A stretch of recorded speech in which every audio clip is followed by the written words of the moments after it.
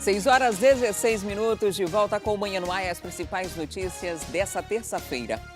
E começou ontem em Manaus a campanha de combate ao Aedes aegypti. 380 profissionais devem visitar em torno de 28 mil imóveis da capital. Apesar de registros de doenças transmitidas pelo mosquito, na verdade, terem caído em torno de 50% no ano passado, é importante ficar em alerta para evitar surtos de dengue, zika vírus e chikungunya.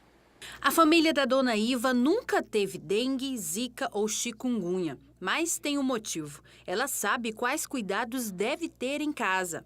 Todo dia lavar, ver onde tem uma águazinha parada. Isso aí é normal, né, de fazer. Acredito que todo mundo faça, né? Para reforçar, iniciou nessa segunda-feira o levantamento sobre a infestação do Aedes aegypti. A meta é visitar 28 mil imóveis e orientar a população. O nosso objetivo maior é entrar nos domicílios e fazer a inspeção nos depósitos, ou seja, nos armazenamentos de água, né, na questão de como está o estado da residência, né? Segundo a Secretaria Municipal de Saúde, houve uma redução de 54% nos casos confirmados de dengue, zika e chikungunya em Manaus. Em 2017, 912 casos foram registrados. Já no ano passado, 419. Em janeiro desse ano, houve uma redução de 41% dos casos notificados se comparado ao mesmo mês de 2018. Mas os agentes de endemias fazem um alerta, porque como ainda estamos num período chuvoso, se a população não ficar atenta aos devidos cuidados, esse quadro pode mudar. Por isso, é montado um mapa dos bairros mais vulneráveis e com maior risco de proliferação do mosquito. A Zona Leste ainda é a área com maior incidência. O levantamento termina dia 18 deste mês. E a gente faz até um apelo para a população, porque é nesse momento que a gente necessita muito da população, para que ela faça a sua parte, porque nós estamos no período sazonal, no período chuvoso, onde aumenta muito o número de casos de doença transmitida pelo Aedes. E a vigilância sanitária está de olhos bem abertos para fiscalizar clínicas oftalmológicas de Manaus. A falta de cuidados pode causar infecções e outros graves problemas. Quem anda pelas ruas da cidade sabe da quantidade de locais impróprios e da falta de profissionais qualificados que realizam exames de vista. É preciso tomar muito cuidado. Entre os itens a serem observados está a higiene do local. Todas as clínicas precisam ter pelo menos uma pia para que o médico lave as mãos da maneira adequada. Alguns equipamentos precisam ser limpos a cada procedimento porque chegam muito perto do olho.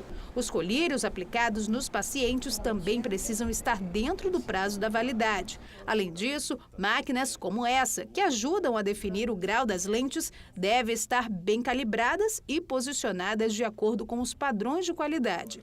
Tudo isso é verificado pela Vigilância Sanitária, que emite o registro de funcionamento desses locais. Se você vai fazer um procedimento qualquer, mesmo que seja uma simples consulta, você tem que procurar se informar se aquele estabelecimento está com as suas licenças sanitárias vigentes. E mais do que isso, ele precisa saber se ele está realmente sendo atendido por um médico, consultar o CRM para saber se aquele médico, inclusive, é um médico habilitado para exercer a especialidade. As fiscalizações acontecem normalmente depois de denúncias ou mesmo a pedido dos estabelecimentos no processo de licenciamento. Mas de agosto a dezembro do ano passado, 3 desses espaços foram interditados e a Visa resolveu montar um monitoramento estratégico. Este mês, 10 clínicas que atendem pelo SUS, fazem serviços de cirurgias e têm reclamações recorrentes vão ser vistoriadas. Esta fiscal sanitária explica que apenas infrações muito graves levam à interdição. Os riscos sanitários maiores, né, os riscos iminentes que a gente encontra nesse tipo de serviço, geralmente é a questão do processamento do material. É desde a questão da limpeza desse material, da desinfecção, da esterilização desse material. Muitas vezes a gente encontra serviços que não fazem esse processamento de forma correta ou deixam de fazer. né? E aí isso aí pode causar um dano muito grande ao paciente, né? A Ivete fez cirurgia nos 2 olhos este mês e agora faz o acompanhamento pós-operatório. Ela conta que o medo de encontrar uma clínica inadequada foi grande. Por isso, pesquisou bastante antes de se submeter ao procedimento. Fico procurando, assim, aquelas clínicas que eu vejo, né, que tem aqueles aparelhos bem modernos e uma clínica que eu vejo que é limpa, que seja organizada. O Raul concorda e conta que sempre procura uma clínica com médicos certificados no Conselho Regional de Medicina e com registro de especialização. Se houver desleixo, né, tudo não correrá bem na parte da oftalmologia. E representantes dos trabalhadores terceirizados da saúde foram recebidos ontem pelo vice-governador e secretário de Saúde do Estado, Carlos Almeida. A categoria apresentou diversas reivindicações, entre elas o pedido para que a Suzam exija das empresas o comprovante de pagamento dos funcionários. Segundo a categoria, hoje as empresas apresentam apenas a assinatura do trabalhador, mas em muitos casos ele é coagido a assinar o documento. Carlos Almeida concordou com a categoria e disse que o problema já havia sido identificado pela Secretaria de Saúde, que deve, a partir de agora, cobrar das terceirizadas a comprovação de fato do pagamento para que elas possam ter acesso à fatura do serviço.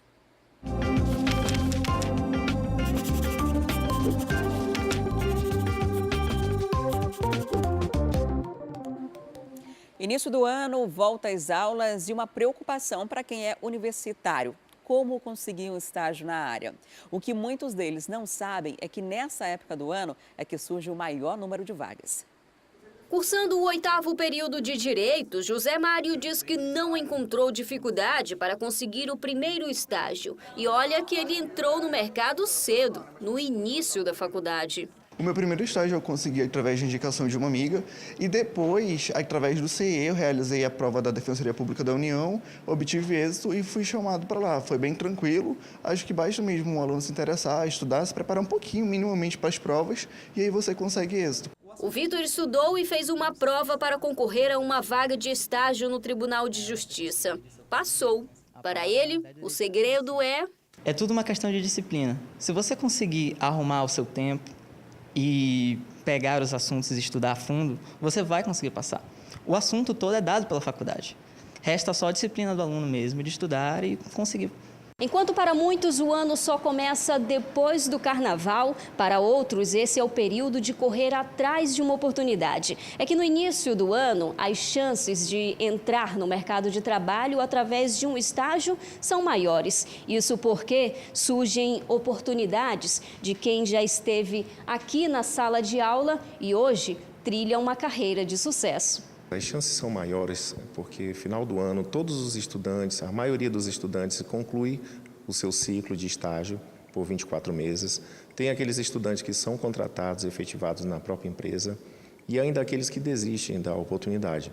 É um excelente período, esse primeiro trimestre, para o estudante buscar uma nova oportunidade de estágio. O número de vagas de estágio para este ano cresceu 25% em comparação ao mesmo período do ano passado. Cursos como jornalismo, direito, arquitetura e administração apresentam um número maior de oportunidades. Pelo menos 80 mil vagas são previstas até o final do mês de março. E conseguir um estágio não é um bicho de 7 cabeças não, viu? No Centro de Integração Empresa-Escola, o candidato só precisa atualizar o cadastro no site e a partir daí tem a chance de participar de cursos de qualificação. São mais de 15 oferecidos e alguns deles contam com dicas para estudantes mandar bem na primeira entrevista. Hoje nós sabemos que para você ter um diferencial no mercado de trabalho, precisa ter cursos além da faculdade. São os cursos extracurriculares, que são altamente necessários, faz com que esse candidato se destaque. Temos também aí curso na área de relacionamento interpessoal, entrevista, como encará-la, e é muito importante ele estar seguro, bem atento das informações de um modo geral. Com a Ana Beatriz foi assim e hoje ela já está no 2º estágio. Para ela foi incrível ver na prática os ensinamentos da sala de aula. Foi muito bom para mim, eu tive bastante experiências lá, foi incrível, foi bem legal. Um estágio, claro, faz toda a diferença na vida de um universitário e são 80 mil vagas previstas até o mês que vem, né? Então, para você que já está estudando, aproveite essa oportunidade e atualiza o seu cadastro. Quem sabe uma dessas vagas não é sua. E para quem ainda vai estudar, a gente também tem dica no Manhã no Ar de hoje. O Programa de Financiamento Estudantil, o FIES, abre inscrições a partir dessa terça. Estudantes com renda familiar de até 3 salários mínimos por pessoa não pagam juros.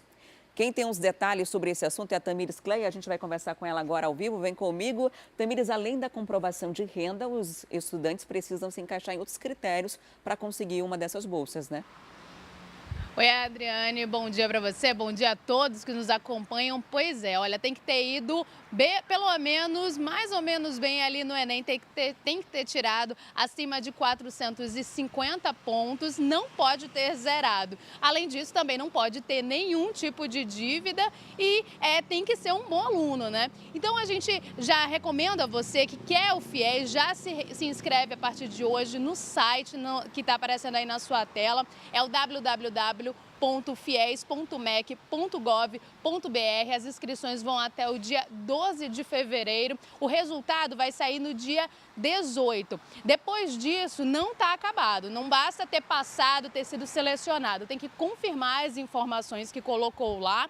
E aí você tem do dia 19 até o dia 25 de fevereiro para fazer isso. Também já é nessa fase que é assinado, né, o contrato com o banco. Para você que não sabe o que é o FIES, como você bem disse, Adriane, até 3 salários mínimos por pessoa, o aluno não vai pagar juros. Mas tem ainda o PFIES, que é para alunos que têm até 5 salários mínimos de renda por pessoa, e aí ele vai pagar uns juros dependendo da renda familiar, né?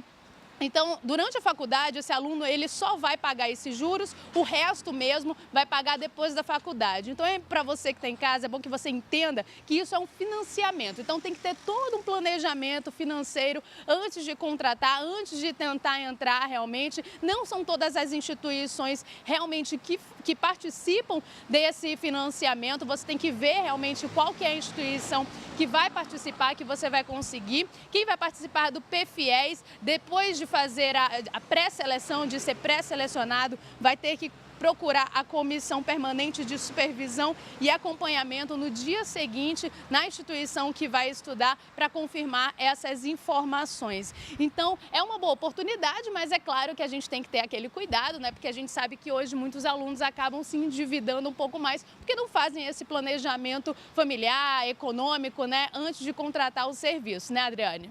E vale lembrar até para quem está fora dessa faixa aí de renda familiar, pode também entrar no FIES, vai ter uns juros, só que é um juros reduzido e pode ser pago depois de terminar a faculdade, né? Se uma faculdade tem 4 anos, dependendo de qual for que você vai fazer, tem mais 4 para quitar esse débito e normalmente a pessoa já vai estar no mercado de trabalho, então é um facilitador para quem não consegue entrar nas universidades públicas e não consegue bolsa através do ProUni também. Muito obrigada, Tamires, pelas informações. Até já. E todo ano é a mesma coisa. Faltam vagas nas escolas da rede pública em determinados bairros. Para muitos, o drama é ter que atravessar vários bairros para frequentar as aulas. Débora tem 2 filhos em idade escolar, mas na hora de fazer a matrícula, só conseguiu vaga para um.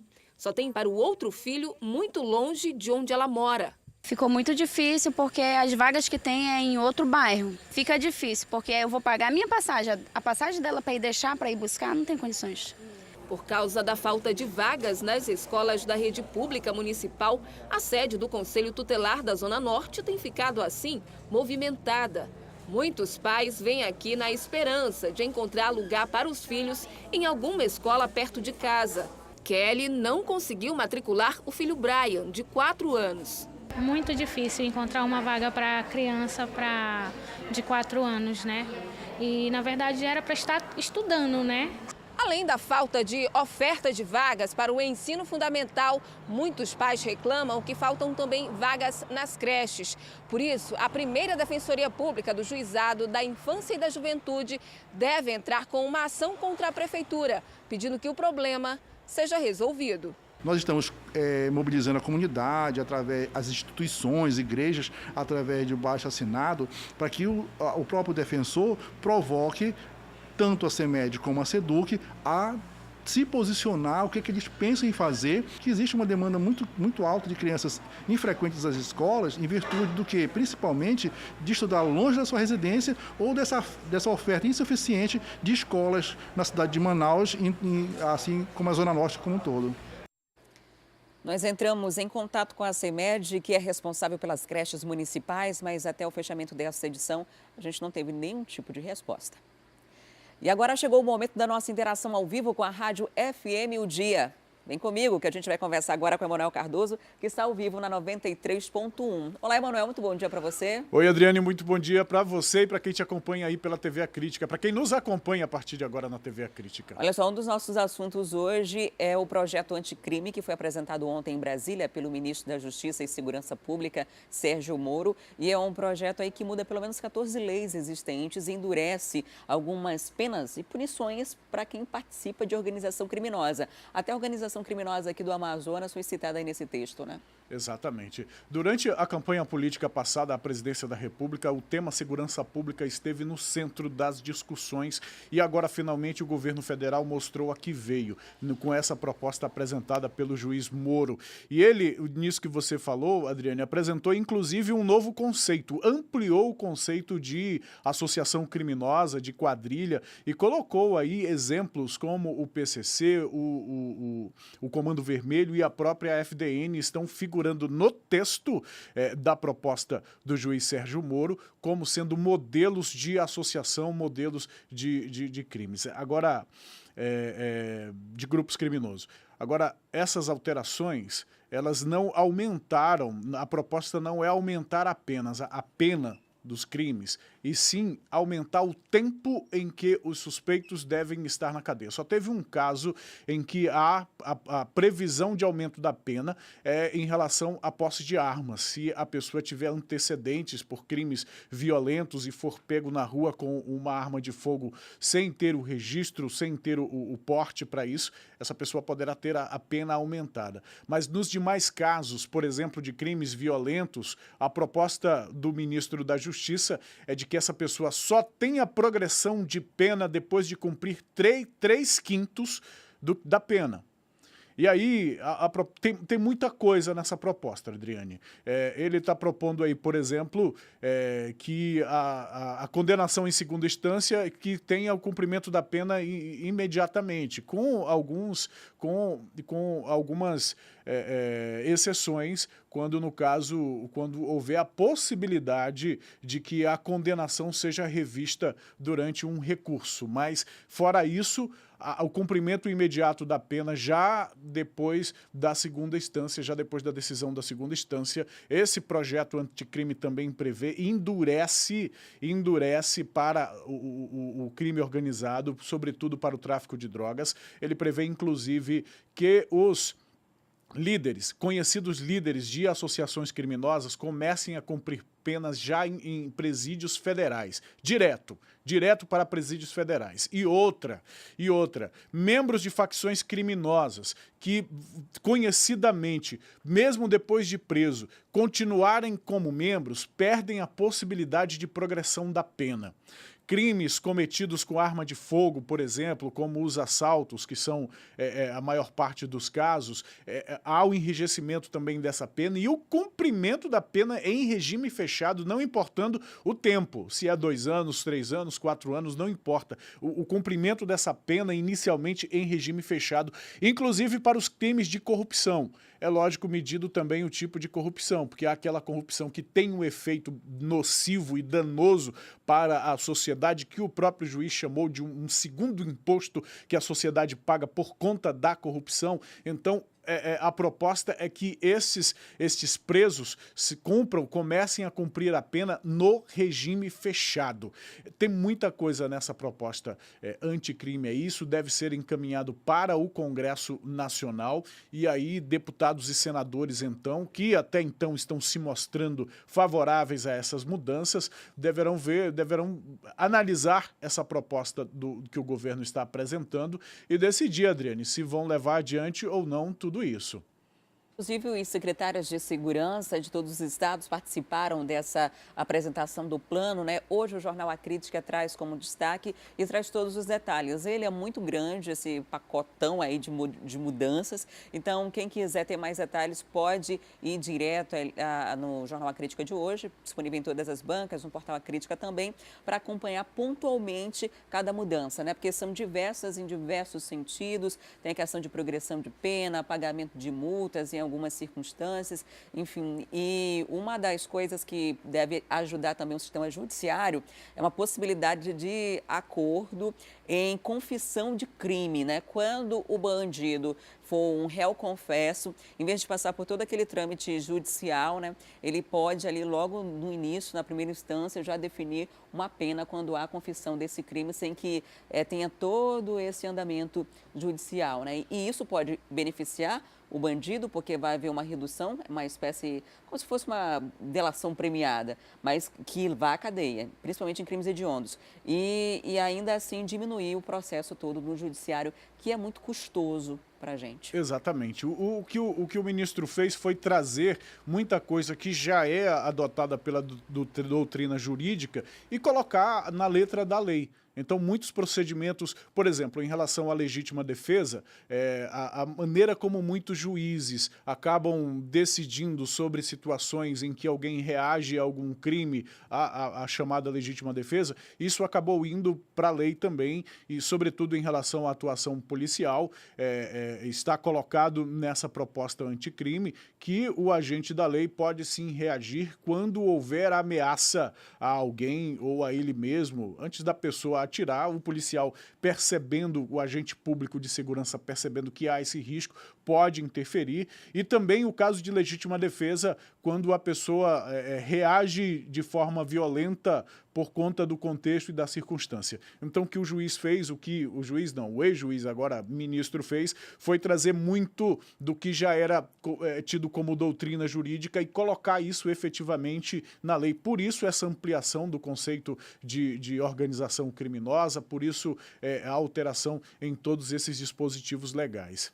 Agora, Manuel, para a gente encerrar a nossa interação de hoje, não temos uma boa notícia. Não temos. Em relação à economia, porque o preço do gás, do botijão de cozinha, aumentou. Eu comprei, acho que na semana passada, deu R$ 78,00 a botija de 13 quilos. E agora vai sofrer um novo reajuste, né? Exatamente. O preço, Adriane, oficial, divulgado, é de R$ 75. O reajuste anunciado é de algo em torno de 0,5 a 1,4. Óbvio que o que vai ser passado para a população é 1,4, então a botija deve passar aí dos R$ 80,00 e no interior passar inclusive dos R$ 85,00 o preço da botija de gás de 13 quilos do gás liquefeito de petróleo. Esse reajuste faz parte da política de preços, da nova política de preços adotada pela Petrobras, um reajuste que acontece agora de 3 em 3 meses e dessa vez o motivo é a desvalorização do real frente ao dólar,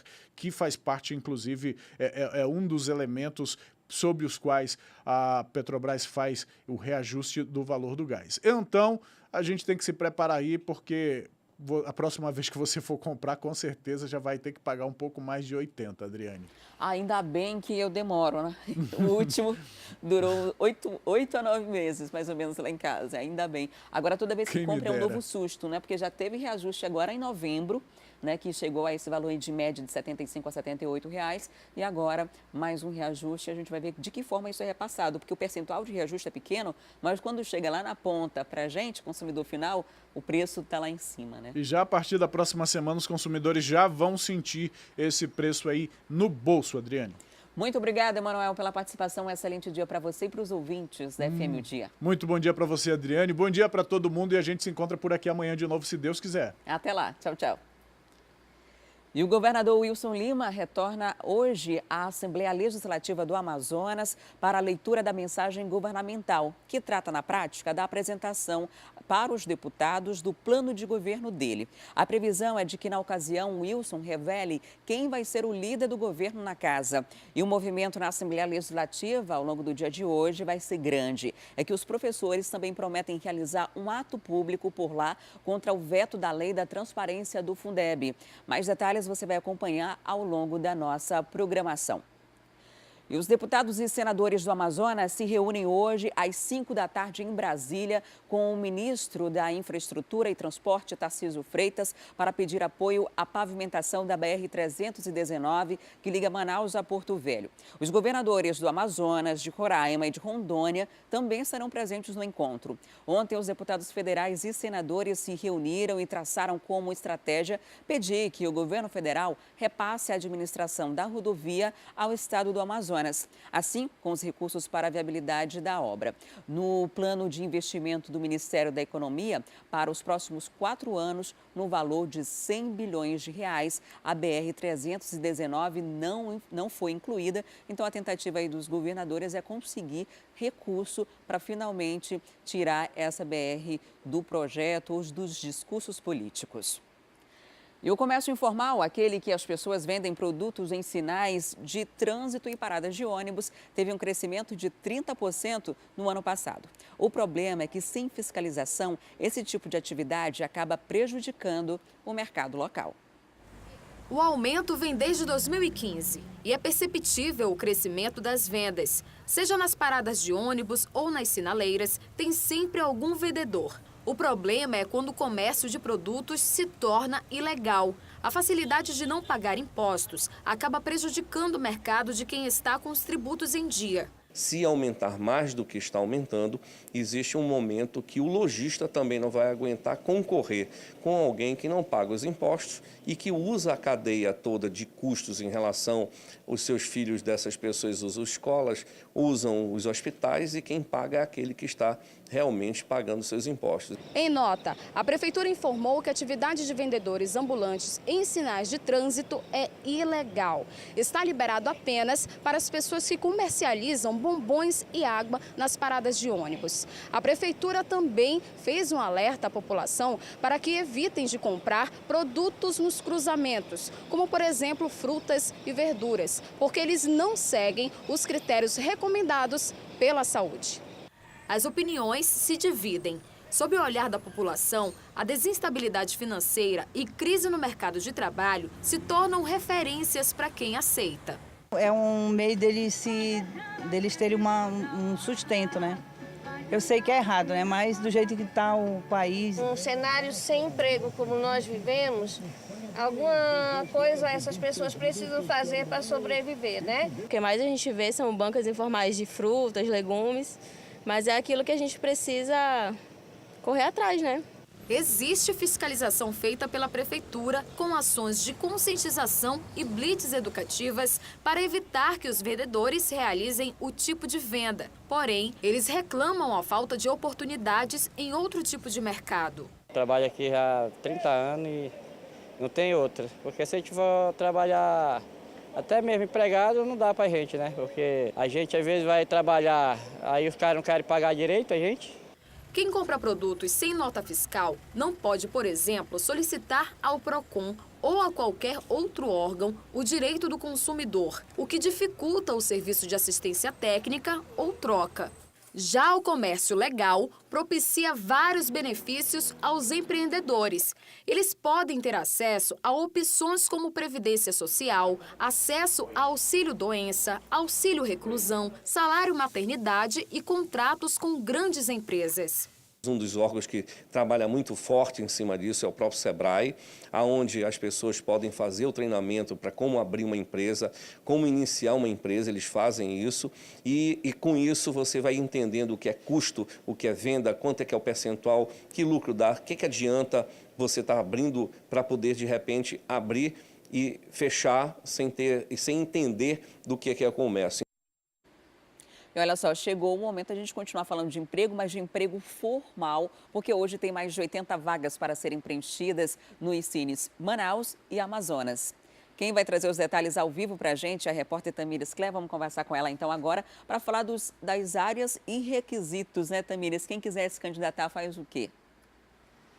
Adriane, é bem simples, você tem que se dirigir até o Cine onde aquela vaga está sendo disponibilizada. E como você disse, são mais de 80, são cerca de 60 só lá no Cine Amazonas. A gente vai colocar agora na tela todas as vagas que estão disponíveis para o Cine Amazonas. Você já prepara aí a sua câmera, tira uma foto. Olha só, a gente tem 3 vagas para consultor de vendas, vendedor externo, tem 10 vagas para auxiliar de inventário, agente de portaria, operador de caixa, essa é especial para pessoas com deficiência, são 2 vagas. Tem vendedor interno também para PCD, 2 vagas. Tem 1 vaga para auxiliar de limpeza, 2 vagas para auxiliar de confeitaria, 5 vagas para pessoas com deficiências que queiram ocupar o cargo de auxiliar de produção, eletricista de veículos de passeio tem 1 vaga, costureira também tem 1 vaga, outra vaga para vigilante também pode ser PCD, outra vaga para PCD é em estoquista, orientador de estacionamento, vendedor interno também para PCD, são 3 vagas, consultor de vendas, promotor de vendas 2 vagas, gerente administrativo 1 vaga, mecânico de ônibus ou micro-ônibus, serralheiro, supervisor de manutenção de ar-condicionado, consultor de vendas, técnico de enfermagem também para PCD, são 9 vagas. Tem técnico de refrigeração, 1 vaga. Alinhador de veículo também 1 vaga. Ou seja, quase 60 vagas só no Cine Amazonas. Você precisa levar os seus documentos, RG, CPF, comprovante de residência, de escolaridade. Se você for homem, leva também um certificado de reservista. O Cine Amazonas fica ali na Djalma Batista, na Galeria Mais, entre o Shopping Amazonas Shopping e o Manaus Plaza. Mas tem ainda outras vagas sendo disponibilizadas no Cine Manaus. Tem 2 sedes do Cine Manaus, ali na Constantino Neri, ali no São Geraldo, e tem outro ali no T4, no Shopping Felipe Dal. E você também tem que levar esses documentos que eu citei antes, leva todos os documentos que comprovem, né, os títulos que você tem, os cursos que você já fez, tudo atualizado, organizado, para que você possa ter a melhor chance de concorrer com os outros candidatos, né? As vagas do Cine Manaus estão disponíveis na internet. O site é o site da Sintrep, esse que aparece aí na sua tela. Você acessa lá e você vai ter acesso a todas as vagas que estão sendo disponibilizadas lá no Cine Manaus. Adriane. Tá certo, Tamires. Muito obrigada pelas informações. Para você que está no mercado aí informal, quer oficializar, essa é uma boa oportunidade, né? Mais de 80 vagas disponíveis. E além da animação, o carnaval pode ser uma ótima oportunidade para conseguir uma fonte alternativa de renda. Em Manaus, a expectativa é que 15 mil empregos diretos e indiretos surjam nesse período, né? Muita gente está aproveitando, então, portanto, esse período de carnaval para conseguir essa renda alternativa. Então, para você que ainda está fora do mercado, a gente já deu várias dicas hoje, né? Uma delas é de procurar os cines, hoje tem pelo menos mais de 80 vagas disponíveis. E a outra é essa oportunidade de ganhar um dinheirinho extra com esse período de carnaval que para muita gente já chegou. Chegou a época mais animada do ano. Em todo o país, os adereços e cores vibrantes tomam conta das lojas. É a hora de quem tem criatividade se destacar. Nesta empresa, o Bruno trabalha normalmente como decorador, mas no início do ano, ele empresta toda a imaginação para criar acessórios diferentes. O gosto do cliente, o cliente traz a ideia dele, a gente vem em cima da ideia dele, criamos a fantasia, criamos acessórios, máscaras, tudo de acordo com o gosto do cliente, entendeu? A loja separa o estoque para agradar os foliões que querem curtir os blocos de rua e as festas à fantasia. E para atender todo mundo, é preciso ainda contratar mais funcionários. Um período de 1 semana, que é o período do carnaval mesmo, a gente sempre chama umas moças que trabalham com a gente anualmente, vêm para ajudar, porque realmente o movimento triplica, né? Que é a época dos bailes, que é a época das bandas. Então, a gente precisa, assim. Os desfiles das escolas também são uma boa fonte de renda para uma série de profissões. Soldadores, artesãos e serralheiros têm a chance de ganhar um dinheiro a mais. Só os trabalhos envolvendo os galpões das escolas de samba, dos grupos de acesso especial, movimentam mais de 4.500 profissionais. Mas a estimativa da Secretaria de Cultura é que este ano o Carnaval de Manaus gere pelo menos 15 mil empregos diretos e indiretos. Nesta agremiação, para a construção das alegorias e confecção das fantasias, são contratadas todos os anos mais de 300 pessoas. Podemos aqui dizer que proporcionamos vários tipos de trabalhos, tanto na área do barracão, como na área da fantasia, como na área de alegoria, de segurança, de vendedores ambulantes, ou seja, o Carnaval de Manaus movimenta em torno de mais ou menos umas 30 mil pessoas. A dona Lili já contribui com as costuras há mais de 35 anos para a Escola do Coração dela. O trabalho costuma começar em junho e nesta época do ano ela chega a ficar mais de 12 horas aqui, sentada com a máquina a todo vapor. Ao todo, ela consegue fazer mais de 500 fantasias. É muito trabalho? É muito trabalho. E é gostoso, porque eu comecei, acho que uns 20 a 25 anos de idade. Eu estou com 65 anos. Continuo trabalhando para Verde Rosa. Não posso trocar, porque eu nasci ali. Minhas filhas nasceram na Praça 14. E para tudo isso, claro, ela precisa de ajuda. E esse trabalho é também feito pela filha. A Roberta aprendeu tudo o que sabe com a mãe e garante que agora vai seguir com a tradição da família de fazer do carnaval mais do que uma fonte de renda, uma arte cheia de amor e dedicação. Carnaval é uma paixão assim pela nossa escola de samba, né? Que a gente dá o amor por ela, né? A gente trabalha para Verde Rosa e é uma paixão e é gostoso e prazeroso trabalhar para nossa escola de samba. E ainda nessa edição a gente volta com os casos de polícia. Você vai ver que a mãe da menina que teria sido sequestrada acabou sendo presa quando foi fazer a denúncia. Ela era procurada por latrocínio. A gente já mostra também que 2 irmãos foram presos suspeitos de matar o padrasto. Os detalhes em instantes, não sai daí que eu volto já já.